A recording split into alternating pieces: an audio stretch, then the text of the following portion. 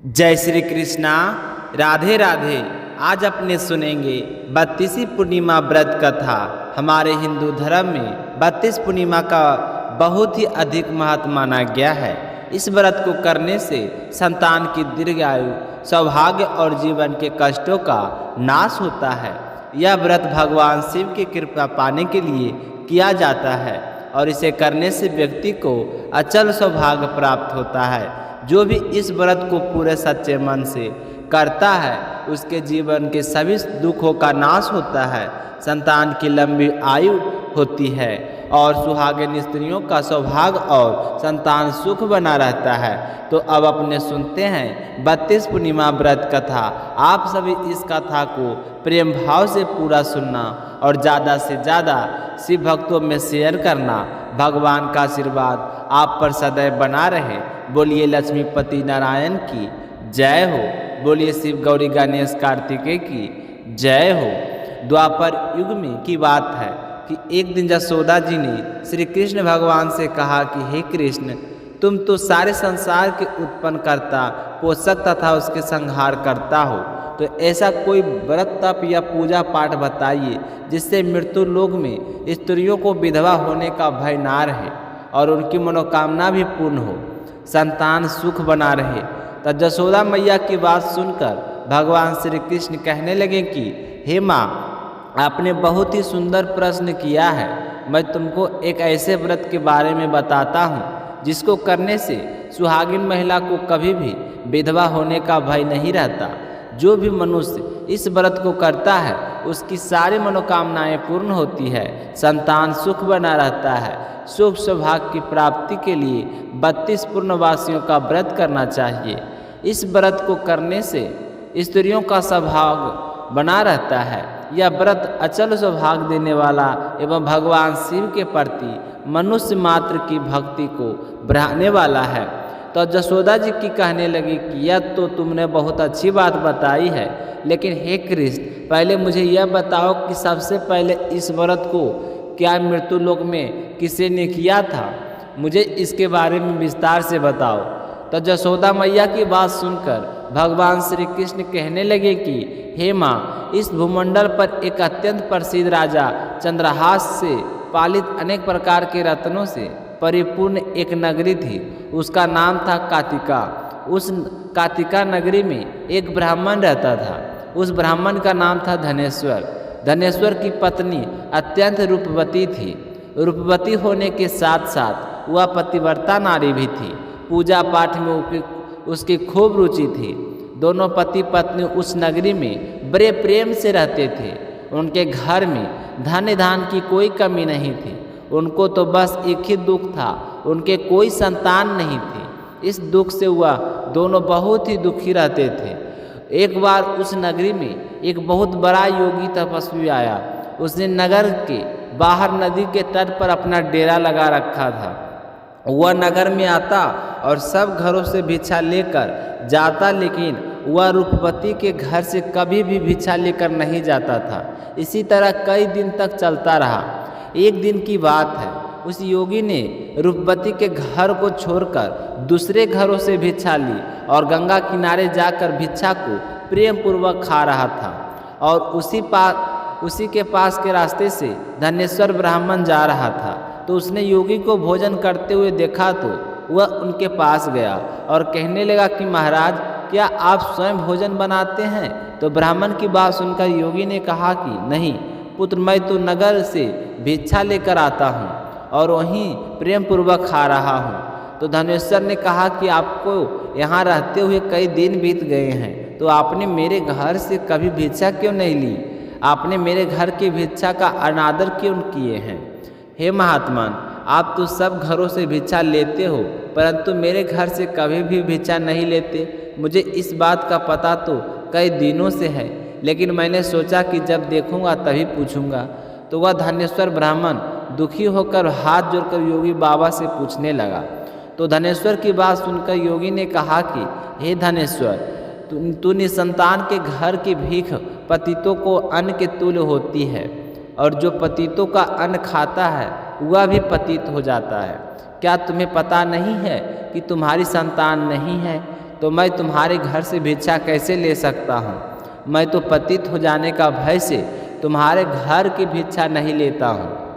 योगी की बाबा की बात सुनकर ब्राह्मण बहुत ही दुखी हुआ और हाथ जोड़कर कहने लगा कि हे प्रभु, मेरे संतान नहीं है। मैं जानता हूँ किसी के लिए इससे बड़ी दुख की बात तो क्या हो सकती है कि वह निसंतान हो। हे प्रभु, मैं खुद बहुत दुखी रहता हूँ।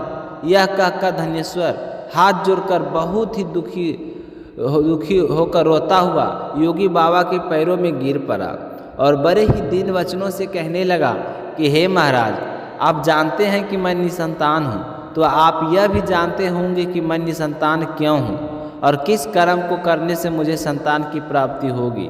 हे महाराज, आप मेरे इस दुख का हरण करें। आप तो सर्वमर्थवान हैं। तो उस ब्राह्मण की बात सुनकर योगी बाबा ने कुछ देर तक ध्यान लगाकर फिर कहा कि हे ब्राह्मण, तुम चंडी देवी की आराधना करो। ऐसा करने से तुम्हें अवश्य संतान की प्राप्ति होगी। एकमात्र भगवती देवी ही है जो तुम्हें संतान सुख दे सकती है।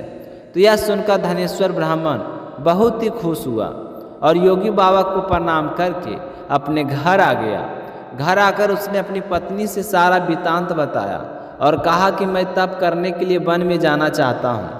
तो उसकी पत्नी ने कहा कि आप खुशी से जाइए, मैं सत्य के सहारे रहकर आपका इंतजार करूँगी। तो वह ब्राह्मण तप के निर्मित वन में चला गया। वन में जाकर उसने चंडी की उपासना और व्रत किया।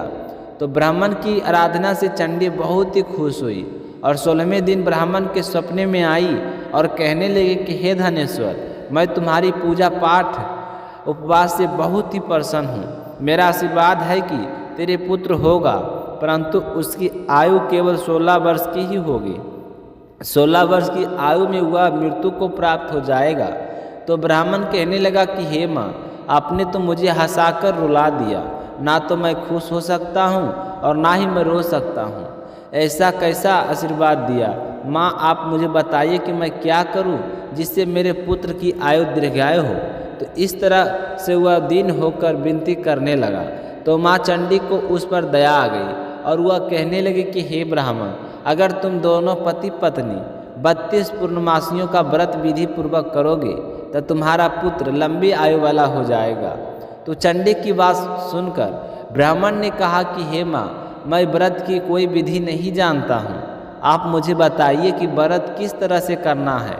तो भगवती माता कहने लगी कि जितना तुम्हारा सामर्थ्य हो, आटे के दिए बनाकर शिव जी का पूजन करना, परंतु पूर्णमासी को 32 हो जाना चाहिए। हर पूर्णमासी को एक दीपक बढ़ाओगे तो 32 पूर्णमासी तक 32 दीपक हो जाएंगे। इस तरह 32 पूर्णमासी के व्रत करने से तुम्हारा पुत्र लंबी आयु वाला हो जाएगा। और पुत्र प्राप्ति के लिए भी तुम्हें एक उपाय करना होगा। जब तुम सुबह यहाँ से उठोगे तो देखोगे कि पासी के पेड़ में, आम के पेड़ में एक उस पर आम का फल लगा हुआ होगा। तो तुम्हें नहा धोकर उस आम के वृक्ष पर चढ़कर उस आम का फल को तोड़ना है और तोड़ते ही जल्दी से जल्दी अपने घर चले जाना है और अपनी पत्नी के सारे नियम बताते हुए कहना है कि ऋतु स्नान के पश्चात स्वच्छ होकर श्री शंकर जी का ध्यान करके उस आम के फल को खा ले, तब भगवान शंकर की कृपा से वह गर्भवती हो जाएगी। इतना कहकर माँ भगवती अंतर ध्यान हो गई। जब सुबह हुई तो ब्राह्मण की आंख खुली और वह रात को आए हुए सपनों को याद करते हुए इधर उधर देखने लगा। तभी उसे पासी के एक आम का वृक्ष दिखाई दिया जिस पर एक अत्यंत सुंदर आम का फल लगा हुआ था। उस ब्राह्मण ने आम के वृक्ष पर चढ़कर उस फल को तोड़ने का बहुत प्रयत्न किया, लेकिन वह सफल नहीं हुआ। वह बार बार प्रयत्न करता रहा, लेकिन उसे सफलता नहीं मिली। थक कर हार कर बैठ गया। थोड़ी देर बाद वह फिर से कोशिश करने लगा और सोचने लगा कि भगवती माता ने तो मुझे उपाय बता दिया, लेकिन मैं ही उस पर उपाय को कर नहीं पा रहा हूँ। लगता है मेरी ही पूजा पाठ में कोई गलती रह गई है। इस तरह सोचते सोचते ब्राह्मण विघ्न विनाशक श्री गणेश जी की वंदना करने लगा। कहने लगा कि हे दयानिधि, आपने भक्तों को विघ्नों का नाश करके उनके मंगल कार्यों को करने वाली, दुष्टों का नाश करने वाली, रिद्धि सिद्धि को देने वाले, आप मुझ पर इतनी कृपा करें कि मुझ में इतना बल आ जाए कि मैं अपने मनोरथ को पूर्ण कर सकूं। तो इस प्रकार गणेश जी की प्रार्थना करने से गणेश जी भगवान प्रसन्न हो गए और गणेश जी के आशीर्वाद से ब्राह्मण उस पेड़ पर चढ़ गया और वहाँ पर उसने एक अति सुंदर आम का फल देखा। तो ब्राह्मण सोचने लगा कि जो वरदान से फल मिला था वह यही है, क्योंकि इस पेड़ पर दूसरा कोई फल दिखाई नहीं दे रहा है। तो उस धनेश्वर ब्राह्मण ने जल्दी से उस फल को तोड़ लिया और घर लाकर अपनी पत्नी को दे दिया और स्वप्न वाली सारी बात अपनी पत्नी को बता दी। तो उसकी पत्नी ने अपने पति के कहे अनुसार उस फल को खा लिया और वह गर्भवती हो गई। तो दोनों पति पत्नी बहुत ही खुश थे और बड़ी ही बेसब्री से अपनी आने वाली संतान का इंतजार कर रहे थे। 10 महीने पूरे होने पर देवी की कृपा से ब्राह्मण की पत्नी ने एक बहुत ही सुंदर पुत्र को जन्म दिया। तो उसका नाम उन्होंने देवीदास रखा। देवीदास को पाकर उसके माता पिता की खुशी का कोई ठिकाना नहीं था। बड़े ही प्यार और जत्न से वे देवीदास का पालन पोषण कर रहे थे, लेकिन उसके माँ बाप के मन में उसके अल्पायु होने का डर भी समाया हुआ था। वह बालक दिनों दिन इस तरह बढ़ता रहा जैसे शुक्ल पक्ष की चंद्रमा की कलाएं बढ़ती है। माँ भगवती की कृपा से देवीदास बहुत ही सुंदर, सुशील और विद्या पढ़ने में बहुत ही निपुण था। दुर्गा जी की आज्ञा से अनुसार उसकी माता और पिताजी ने 32 पूर्णिमा के व्रत रखने शुरू कर दिए ताकि उनका पुत्र लंबी आयु वाला हो जाए। समय बीतता गया। देवीदास अपने 16वां साल में प्रवेश कर चुका था। 16वां साल लगते ही देवीदास के माँ बाप को बहुत ही चिंता हुई और वह सोचने लगे कि कहीं हमारा देवीदास इसी 16 वर्ष में मृत्यु को प्राप्त न हो जाए। अगर हमारे सामने यह दुर्घटना हो गई तो हम कैसे सहन कर पाएंगे। तो एक दिन पति पत्नी ने विचार किया कि क्यों ना हम देवीदास को काशी पढ़ने के लिए भेज देते हैं। तो ब्राह्मण की पत्नी ने भी इस बात की सहमति जताई। उसके बाद देवीदास के मामा को बुलाया गया और उसे कहा गया कि हमारी इच्छा है कि देवीदास को 1 वर्ष तक काशी में जाकर विद्या अध्ययन करें और उसे कभी भी अकेला मत छोड़ना चाहे। इसलिए हमने सोचा है कि तुम इसके साथ जाओ और इससे कभी भी अकेला मत छोड़ना। तो देवीदास के मामा ने भी अपनी बहन और बहनोई की बात मान ली और वह देवीदास को काशी लेकर जाने के लिए तैयार हो गया। तो उसके माता पिता ने काशी जाने के लिए सारे सामान का प्रबंध कर दिया और देवीदास को एक घोड़े पर बैठाकर उसके मामा के साथ विदा कर दिया। किंतु वह अल्पायु वाली बात ना तो उसके मामा को पता थी और ना ही किसी और को पता थी। धनेश्वर ने सपत्नी अपने पुत्र की मंगल कामना तथा दीर्घायु के लिए भगवती दुर्गा की आराधना और पूर्णमासियों का व्रत शुरू कर दिया। इस बार वह बार बार व्रत करते रहे। उन्होंने एक भी व्रत बीच में नहीं छोड़ा और उधर वह मामा भांजे चलते चलते एक नगर में जा पहुँचे। उस समय सूर्यास्त हो चुका था। तो मामा ने अपने भांजे से कहा कि भांजा, हम यहीं पर रात व्यतीत करते हैं। तो उस गांव में ढोल नागरों की आवाज़ आ रही थी, क्योंकि उस गांव में एक ब्राह्मण की अति सुंदर, सुशील, बेदोषी और गुणवती कन्या का विवाह होने वाला था और जिसकी बारात धर्मशाला के अंदर ठहरी हुई थी। उसी धर्मशाला में देवीदास और उसके मामा भी ठहरे हुए थे। जब कन्या के लगन का समय आया तो उस समय वर को धनुर्वात हो गया। तो यह देखकर वर के पिताजी को बहुत ही चिंता हुई और उन्होंने अपने कुटुंबियों से परामर्श किया कि अब हमें कब क्या करना चाहिए। विवाह का शुभ मुहूर्त तो निकला जा रहा है और हमारे बेटी ऐसी हालत नहीं है कि वह उठकर फेरे ले सके। तभी लड़के के पिताजी की नज़र देवीदास पर पड़ी। तो उसे देखते ही वर के पिताजी कहने लगा कि यह देखो, सामने जो लड़का है वह मेरे पुत्र जैसा ही सुंदर है। क्यों ना मैं इसके साथ लगन करवा दूं और बाद में विवाह के अन्य कार्य में अपने लड़के के साथ हो जाएंगे। तो ऐसा सोचकर वर का पिताजी देवीदास के मामा के पास गया और कहने लगा कि अगर आप थोड़ी देर के लिए अपने भांजे को मुझे दे दो तो आपकी बहुत बड़ी कृपा होगी, क्योंकि मेरे बेटे को बहुत ज़ोरों से बुखार है और वह फेरे नहीं ले सकता। अतः आपका भांजा मुझे कुछ देर के लिए दे दीजिए ताकि विवाह में लगन का सब कार्य सुचारू रूप से चलता रहे। तब वर के पिताजी की बात सुनकर देवीदास का मामा कहने लगा कि अपने भांजे को तुम्हें दे दूंगा, इसके बदले में मुझे क्या मिलेगा। तो वर के पिताजी कहने लगे कि जो तुम कहोगे वह तुम्हें दिया जाएगा। तो देवीदास के मामा कहने लगा कि कन्या के समय जो भी दान दहेज मिले वह सब मुझे दे दो, तो मैं अपने भांजे को कुछ देर के लिए तुम्हें दे सकता हूँ।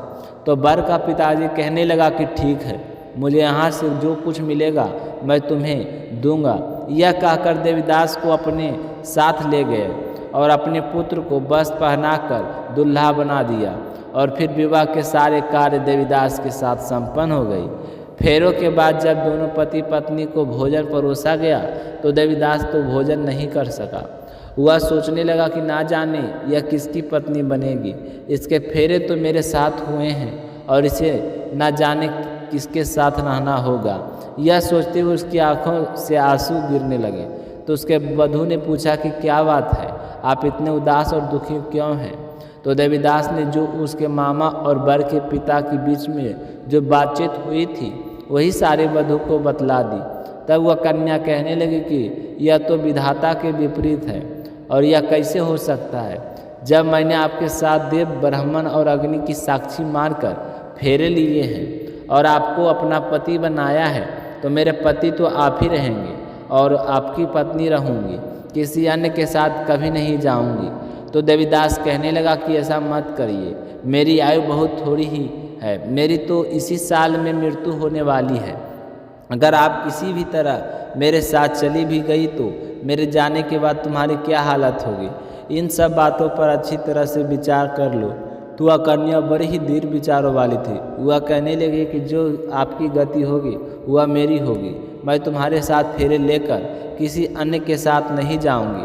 हे स्वामी, आप मुझे माफ़ करें, मैं तो आपके साथ ही जाऊंगी। आप अब उठिए और भोजन के लिए पता नहीं आपने कब भोजन किया हुआ है। तो इसके बाद देवीदास और उसकी पत्नी दोनों ने साथ भोजन किया। प्रातःकाल देवीदास ने अपनी पत्नी को 3 नगों से जड़ी हुई एक अंगूठी दी और साथ में एक रुमाल भी दिया और कहा कि हे प्रिय, इसे ले लो और संकेत समझकर स्थिर हो जाओ। मेरा मरण और जीवन जानने के लिए तुम एक पुष्प वाटिका बना लेना, उसमें सुगंधि वाली एक नवमालिका लगा लेना, उसको प्रतिदिन जल से छींचना और फिर आराम से सुखपूर्वक रहना। मेरी चिंता बिल्कुल मत करना। जिस समय और जिस दिन मेरे प्राण का अंत होगा तो वह सारे फूल सूख जाएंगे और अगर यह फिर से हरे हो जाए तो जान लेना कि मैं जीवित हूँ। यह निश्चय करके समझ लेना कि इसमें कोई संशय नहीं है। इस तरह वह अपनी पत्नी को समझाकर चला गया। देवदास के जाने के बाद वहाँ पर पीछे गाजे बाजे बजने लगे और जिस समय विवाह का कार्य समाप्त करने के लिए वर तथा सारी बाराती मंडप में आए तो कन्या ने वर की भली भांति देखकर अपने पिताजी से कहा कि पिताजी, यह मेरा पति नहीं है। मेरा पति तो वही है जिसके साथ रात्रि में मेरा पानी ग्रहण हुआ था, इसके साथ तो मेरा विवाह भी नहीं हुआ है। तो उसके पिताजी कहने लगा कि बेटा, तुम यह क्या कह रही हो, जिसके साथ तुम्हारा विवाह हुआ है। तो वह कन्या कहने लगी कि अगर यही मेरा पति है तो कहिए कि बताए कि मैंने इसको क्या दिया था। मधुपर्वक और कन्यादान के समय मैंने जो आभूषण दिए थे उन्हें दिखा लाए और रात में मैंने इससे क्या बातों की थी वह सब बात अब मुझे बताए। तो अपने पिता ने अपनी बेटी के कहे अनुसार वर को पास बुलाया और पूछा कि बेटा, सत्य बताना, क्या मेरी बेटी सही कह रही है। तो कन्या की सारी बातें सुनकर लड़का कहने लगा कि मैं कुछ नहीं जानता हूँ, मेरी तबीयत सही नहीं थी। कब फेरे हुए, कब कन्यादान हुआ, कब फेरे हुए, कब कन्यादान हुआ, इन सब बातों के बारे में मुझे बिल्कुल भी नहीं पता। इसके बाद वह लज्जित सा होकर अपने पिता के पास चला गया। तो ब्राह्मण ने अपनी बेटी को विदा करने से मना कर दिया और कहा कि मेरी बेटी की विदाई उसी के साथ होगी जिसके साथ इसके फेरे हुए थे। तो उस कन्या के पिताजी की बात सुनकर वर और सारी बारात अपमानित होकर वहाँ से खाली लौट आई और तरह तरह के बातें हुए। भगवान श्री कृष्ण कहने लगे कि माँ, इस प्रकार देवीदास काशी विद्या अध्ययन के लिए चला गया। जब कुछ समय बीत गया तो 16वां साल पूरा होने वाला था और काल से प्रेरित होकर एक सर्प आधी रात के समय उसे डसने के लिए वहाँ आया। उसमें इतना अधिक जहर था कि उसके आसपास की जगह सारी विषैली हो गई, परंतु तो व्रत के प्रभाव से उसको काट नहीं पाया, क्योंकि उसकी माता ने व्रत पूर्णिमा का व्रत पूरा कर रखा था। तो यह सर्प कुछ देर कोशिश की, फिर वहाँ से चला गया।